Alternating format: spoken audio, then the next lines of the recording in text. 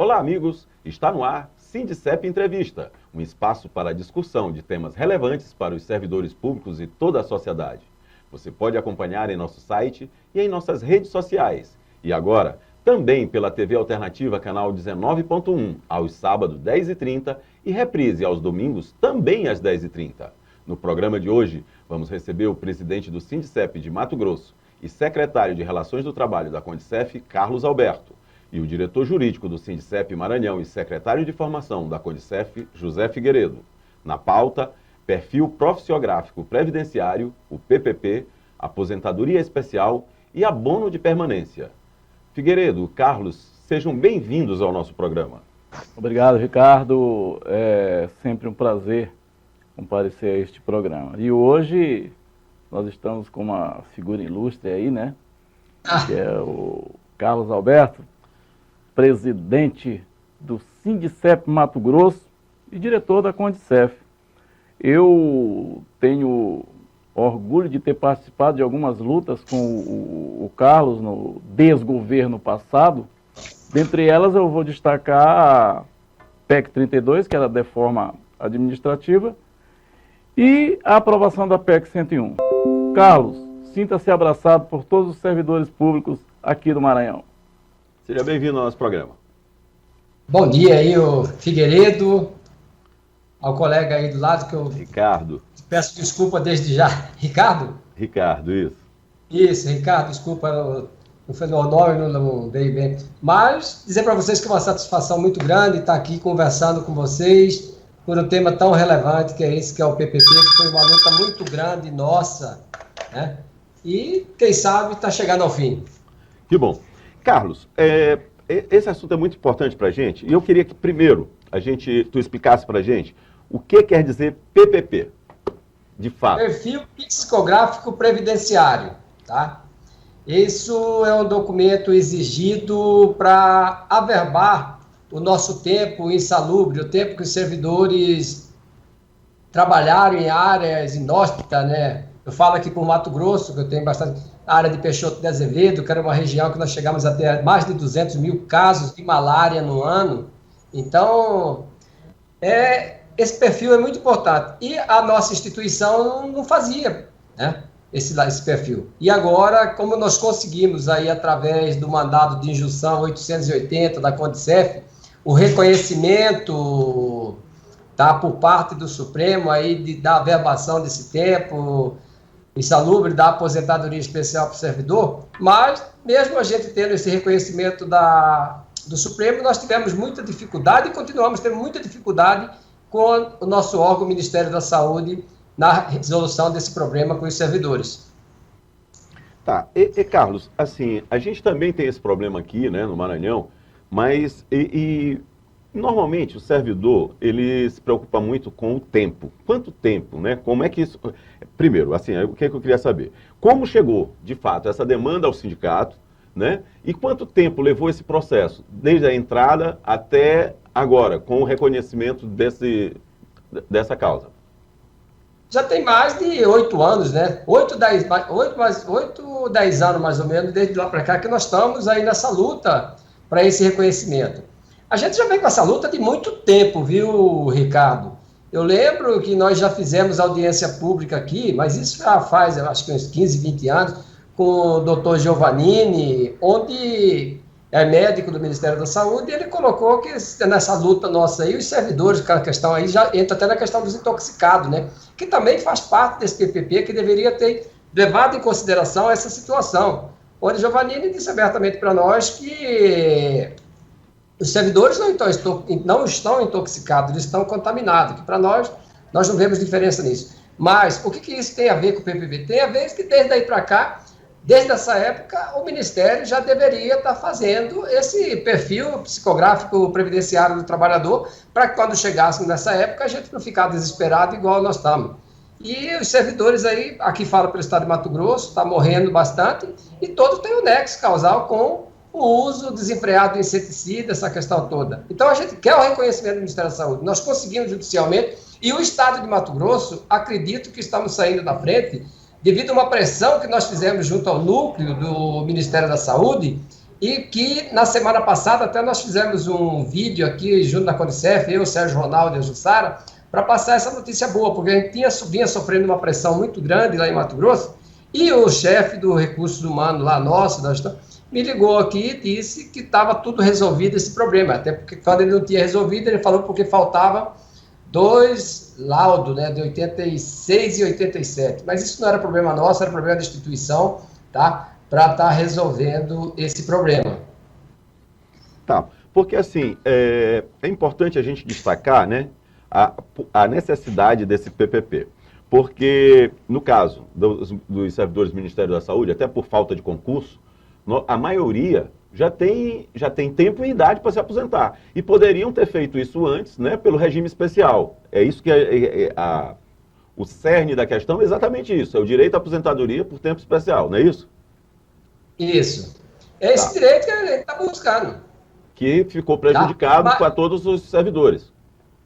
Isso. Mas a questão principal disso aí, Ricardo, que nós estamos discutindo aqui, e que parece que já tem um entendimento lá no Recursos Humanos, é que, averbando esse tempo, o servidor vai poder pedir abono de permanência ou aposentadoria. A grande maioria já vai ter direito à aposentadoria normal, sem ter que ir para especial.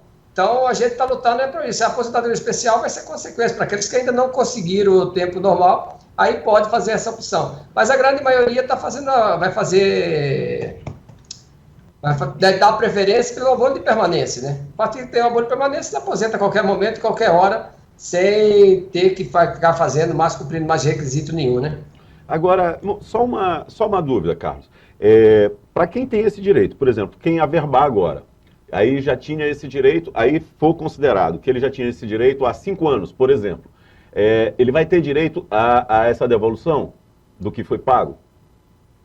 Essas são 2 questões que a gente coloca. Primeiro, a gente tem que resolver averbar esse tempo. Certo. Tá? E depois, administrativamente, lógico que nós vamos pedir esse abono retroativo há 5 anos atrás, que é o que o nosso ordenamento jurídico permite, né? Então, eu tenho alertado a todos, eu tenho conversado com o pessoal aqui, pessoal, vamos fazer por parte. Primeiro vamos averbar, primeiro vamos deixar tudo certinho, aí, depois que você pedir seu abono de permanência ou pedir a sua aposentadoria, aí nós vamos buscar o que nós temos de direito dos retroativos. Mas já tenho o entendimento que nós vamos fazer isso sim, Ricardo. Ok. Carlos, nós vamos fazer um pequeno intervalo e já voltamos, ok?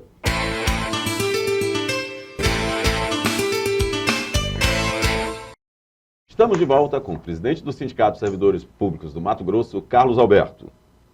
Sim, Carlos. Voltando agora, assim, para ter direito a essa aposentadoria especial, o servidor precisa ter contribuído precisa ter recebido a insalubridade por quanto tempo? 25 anos, né? 25 anos ininterrupto, tá? E digo para você que hoje 85% a 90% dos servidores têm esse tempo já, todos completo aí. Tá. Em relação a essa insalubridade, né? Pode ser... aí está incluído também aqueles que têm o regime de periculosidade? Eu acredito que sim, viu? Nós não entramos nessa discussão aqui, Ricardo, mas eu não vejo empecilho nisso, não. Eu, particularmente, né, acredito que tem, sim, esse direito, tá? Eu posso até depois dar uma resposta mais precisa, mas, na minha avaliação, tá, que tenho acompanhado isso de perto, eu acho que eles têm, sim, esse direito de estar requerendo também essa averbação desse tempo insalubre, tendo esse PPP, o Ministério fazer o PPP dele, né? É porque aqui, no caso, por exemplo, Maranhão, a gente tem incluídos nesse caso, né? Os motoristas de lancha, por exemplo, os pilotos de lancha, né? No caso, não é insalubridade, é periculosidade. Aí por isso que eu estou fazendo essa pergunta. Pois você vê, já é diferente daqui. O condutor de lancha que nós temos aqui é tudo insalubridade. Isso não é periculosidade. E Carlos, quando tu fala aí ininterrupto, eu te pergunto, se existe um tempo, por exemplo, se o cara passar 1 mês, ele quebrou e continuou, há uma interrupção, é considerado ou... Gente, isso depende muito do gestor, né? Nós tivemos caso aqui que foi reconhecido, tá? Nessa situação, mas tem que falar para vocês que a lei diz que é ininterrupto. Um mês eu não vejo como interrupção. Pode ter interrompido numa férias, negócio assim por diante, que tinha órgão, tinha estado que nas férias cortavam, né? Mas isso não é culpa do trabalhador. É porque eu vejo aqui uma preocupação de alguns colegas nossos, alguns companheiros, que eles alegam a questão das faltas. Por exemplo, é quase que impossível durante 25 anos não ter uma falta. Então, digamos que nesse período ele teve duas faltas, digo, faltas sem justificativa. E aí, se isso, de alguma forma, pode prejudicar ele pedir a aposentadoria especial? Não, porque falta não corta a insalubridade dele, não diminui. Ele recebe o mesmo valor de insalubridade do mês. Pode ter falta, todos os servidores, todos, acho que sem exceção, tem uma, duas faltas aí para computada no negócio. Então, aí, a falta eu vejo também que não é nenhum empecilho para que se conte esses 25 anos. Carlos, no meu entendimento, o que pode contar é ficar uns 6 meses, 1 ano sem insalubridade. Aí sim, pode se prejudicar um pouco o trabalhador. Beleza. Tá, porque a gente estava conversando também sobre isso, a questão de alguns servidores que assumem cargos, né, em comissão. E aí perdem, por exemplo, aí ele perde a insalubridade durante aquele período. Se o cara ficar, por exemplo, mesmo o substituto, vamos supor, ele é chefe substituto, aí ele assume esse cargo, o que acontece? Aí é uma posição do trabalhador, que a gente sempre trabalha aqui, principalmente quando se fala em aposentadoria, desde que a gente conquistou aí no último ato de Dilma Rousseff, quando ela assinou para nós a aposentadoria integral, a gente orienta o pessoal nosso a não assumir nenhum cargo de chefia. Por quê? Porque isso vai prejudicar ele lá na frente, visto que, por exemplo, dá um exemplo, a H100. A H100 é a média dos últimos 5 anos. A GDPST nossa é a média dos últimos 5 anos, mas mesmo ele assumindo a chefia, ele continua recebendo a GDPST, mas não recebe H100. Aí vamos supor que ele fique 2 anos nessa chefia, e aí ele aposenta, ele vai receber a proporcional, não vai mais receber ela integral. Então, eu acho que tem que analisar bem a pessoa, ao fazer aceitar esse cargo, ele também tem que ter conhecimento que ele pode ter algumas consequências. O cargo é bom? Mas no momento para nós hoje, principalmente eu falo pelos agentes de saúde, não é bom, porque hoje a aposentadoria nossa fica muito prejudicada, ele perde lá na frente alguma questão. Tá. Carlos, outro problema nosso aqui por exemplo, nós já procuramos o núcleo, né, do Ministério da Saúde aqui, e eles não têm o PPP. Da maioria dos servidores não tem. Como a gente pode fazer para pressionar? Para que eles providenciem isso? Nós aqui fizemos uma pressão muito grande, né? Primeiro que a gente conseguiu um CD, e esse CD foi repassado para todos os sindicatos do Brasil, onde tem os laudos, né? Os laudos. PPP não se fazia mesmo, mas os laudos, a grande maioria dos estados tem. Eu tenho esse CD comigo, já vi laudo do Maranhão nesse CD, que nós conseguimos distribuirmos no CDE para todos os sindicatos, para que se entregasse junto ao núcleo do Ministério da Saúde, para estar vendo. E isso a gente conseguiu e fez. Para nós estava faltando 2 anos que não encontrava, que era 86 e 87, tá? Ou é 96, 97, agora fugiu aquele de metro. Tá? Mas a gente tem que deixar bem claro que isso não somos nós, a culpa é o órgão. É o órgão que tem que providenciar, é o órgão que tem que dar conta. Por exemplo, essa novela começou a andar por quê? Nós fomos aqui para cima do Ministério da Saúde, aqui em Brasília, hoje eu estou aqui em Brasília, nós fomos lá conversar com a doutora Daniela, da chefe da equipe de gestão, onde nós pedimos o posicionamento do Ministério da Saúde que fizesse essa questão andar, porque estava emperrado no Brasil inteiro. E a doutora Daniela, ela é muito receptiva com a gente, tal. Na primeira reunião nós fizemos, na segunda reunião já ficou agendado um curso para todos os chefes dos núcleos de gestão do Ministério da Saúde dos estados, e aí foi o que foi feito. Foi feito 4 treinamentos virtual para os chefes do núcleo, para estar fazendo essa verbação dos servidores, e um presencial. Então, ou seja, dizer que não estão capacitados as pessoas dos núcleos do Ministério é mentira. O Ministério, junto com a gente aqui, que nós fomos lá, foi capacitado, capacitaram essas pessoas, e essas pessoas têm sim condição de dar uma resposta para o trabalhador com relação a essa situação. Eu acho que o sindicato aí, não sei, nós aqui ficamos enrolados, né? O chefe falou, não, dia 31 de outubro nós entregamos tudo, mostramos para vocês. Chegou 31 de outubro nada, novembro nada, dezembro nada. Foi aí que em janeiro nós fomos lá e reunimos. Reunimos com a chefe do núcleo, né? E ela falou, eu não estou sabendo disso, não estou sabendo dessas coisas. E nós colocamos toda a situação, que aí determinou 2 meninas para fazer, junto com o pessoal lá do Ministério, tá?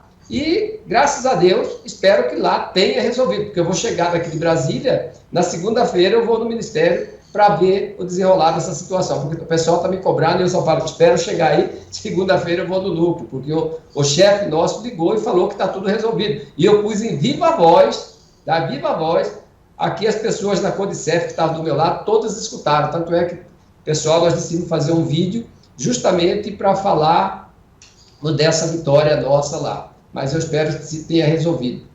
Ok.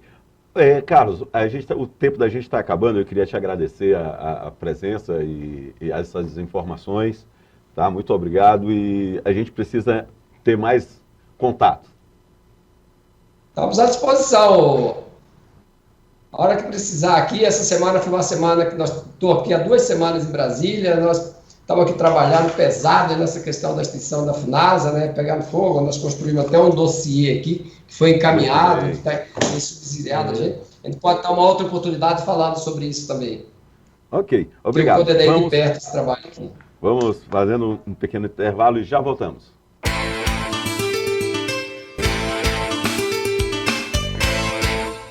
Estamos de volta para o nosso último bloco com o diretor jurídico do Sindicep Maranhão, José Figueiredo.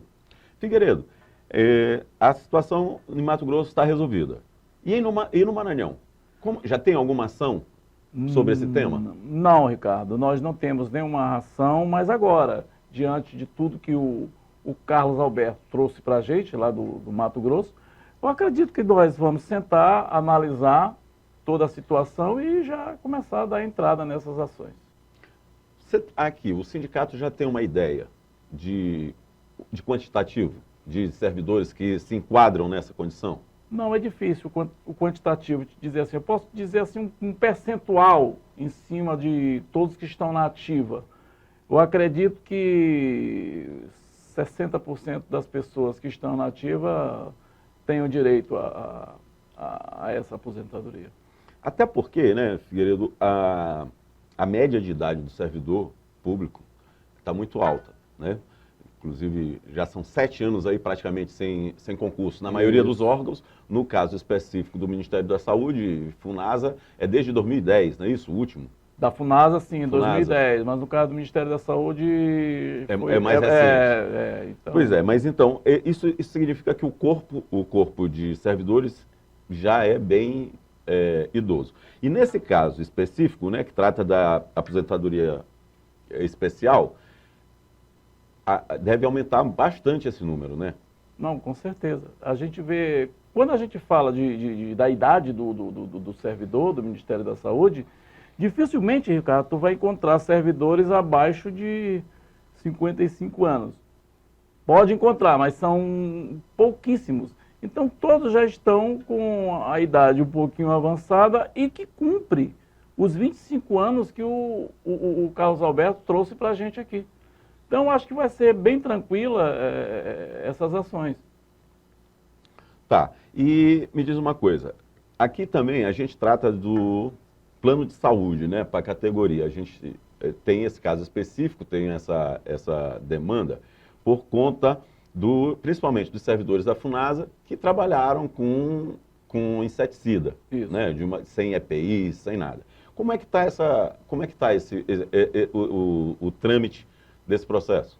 Tá, é a PEC 101, onde a gente está pleiteando um plano de saúde para todos aqueles trabalhadores que manusearam o DDT e alguns outros inseticidas. Bom, já passou na CCJ, E agora o que a gente está lutando é que seja implantada a comissão especial, para que possa ser aprovado. E sendo aprovado na comissão especial, vai para o plenário da Câmara. É importante dizer que na CCJ nós tivemos um voto contrário. Então nós passamos a CCJ com quase que unanimidade, o que leva para a comissão especial já com uma bagagem, né? Quando tu vê que só foi um voto contra. E outra coisa, vários deputados estão querendo ser o relator dessa PEC. Legal. Agora me diz uma coisa, quanto tempo isso já está tramitando? Desde 2019, quando o doutor e deputado Mauro Nazif deu entrada nessa PEC. Tá. Agora, assim, a gente estava vendo aqui também, em relação voltando aqui ao assunto do PPP, né? Ah, tá. O que o Ministério, o núcleo aqui, falou sobre isso para o sindicato? Qual a justificativa de não ter esse documento? Ele não tem justificativa, ele simplesmente disse que não tem, e aí jogou a culpa na FUNASA. A gente vai na FUNASA e fica nesse jogo de responsabilidade, um jogando para o outro, e aí o que nós temos que fazer é entrar administrativamente para forçar que eles nos digam alguma coisa, mesmo que seja negativo, e eu acredito que depois judicializar. Mas, considerando a situação de Mato Grosso, pô, já nos traz um alento e esperança que a gente possa resolver essa demanda de forma mais rápida possível. Já tem muito pleiteante, assim, já tem muitos servidores que buscaram o sindicato para resolver esse problema? Temos bastante. Inclusive no meu próprio local de trabalho, como eu sou da ex-FUNASA, a gente tem bastante. Várias pessoas estão procurando porque, Ricardo, é direito. É direito. As pessoas trabalhavam com DDT naquela época, sem EPI, manuseava com a própria mão. Então, poxa, estavam expostos. E 25 anos, cara. 25 anos trabalhando de lá para cá não é brinquedo. Inclusive, é injusto, né? Porque eles vão mudando as regras à medida que o jogo está acontecendo, né? A maioria de vocês, quando entrou no serviço público, só precisavam trabalhar 25 anos, de fato. Sim. Depois foi aumentando o tempo de serviço e tirando direitos, né? Então, como é que está? De fato, assim, a grita é muito grande? Oh, demais, Ricardo. E o que a gente, como o Carlos colocou, não é só a grita, é dos familiares também que já perderam vários parentes, vários pais de famílias que não estão mais aqui. E esse benefício eles não vão ter. Quer dizer, eles não vão ter direito? Não vão ter porque já faleceram. Eu estou te dizendo os que já foram daqui para... Entendeu? Então eles não vão ter esse benefício. Os pensionistas não terão direito? Não, eu estou falando na questão do que estamos falando do plano de saúde. Ah, tá. Plano de saúde. Tá. Então não vão ter como usufruir daquilo que, infelizmente... Cada ano, Ricardo, é um absurdo a quantidade de servidores que morrem. E morrem com sequelas em decorrência de ter manuseado DDT sem EPI e de forma totalmente errônea. E o fato de não poderem podido, né, se aposentar de forma especial tem atrapalhado mais ainda, né? Com certeza, porque você vê pessoas hoje que vão para o serviço, pessoas com sequelas e que não conseguem hoje desenvolver as atividades por conta disso, ficam limitados. E se tivesse uma aposentadoria, se eles já tivessem essa aposentadoria, hoje poderiam estar fazendo um tratamento dentro de suas casas e tal, mas infelizmente... Figueiredo, nosso tempo infelizmente está acabando e eu queria saber, queria que você desse uma mensagem, deixasse uma mensagem para esses servidores. Bom, o que eu posso dizer para todos os servidores é que, baseado em tudo que nós ouvimos aqui do companheiro Carlos Alberto, nós do Sindicep Maranhão, do setor jurídico, estaremos reunindo ainda esta semana para que possamos agilizar e trazer esse benefício para todos os nossos servidores. Obrigado. Queremos agradecer a presença dos nossos entrevistados e também a companhia de quem nos assiste. Esperamos todos para a próxima edição do Sindicep Entrevista. Até lá!